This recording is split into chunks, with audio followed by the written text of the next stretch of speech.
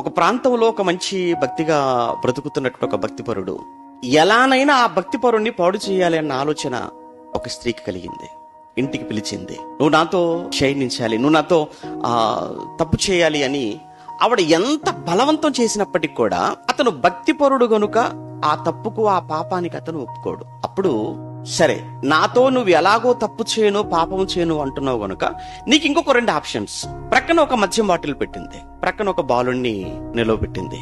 నాతోనైనా నువ్వు తప్పు చేయి, లేదు అనుకుంటే ఆ మద్యాన్నైనా త్రాగు, లేదంటే ఆ బాలునైనా హత్య చేయి. చాలా ఆలోచనలో పడిపోయి తీవ్రంగా ఆలోచిస్తూ తప్పు అని నేను ఎలా చేయాలి, నేను చేయకూడదు కదా, నేను చేయలేను కదా అనుకుంటున్నాడు.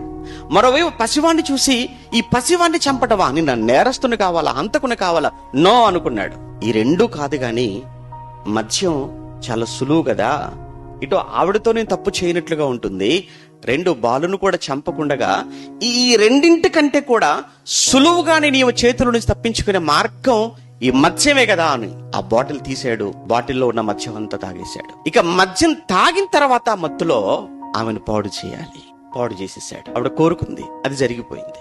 అది జరిగిన సమయంలో అక్కడ బాలుడు సాక్షిగా ఉన్నాడు కదా అని ఆ తర్వాత బాలును కూడా చంపేశాడు. దీన్ని బట్టి మనకి ఏమర్థమవుతుంది? మద్యం మత్తులో అనుకున్న పాపము చేసేశాడు, స్త్రీతో సాక్ష్యంగా ఉన్నాడు కదా అని ఆ పసివాణ్ణి కూడా చంపేశాడు. అంటే మద్యం నీ చేత వ్యభిచారము చేయించగలదు, అదే మద్యం మత్తులో మరొకరిని నీ చేత హత్య కూడా చేయించగలదు.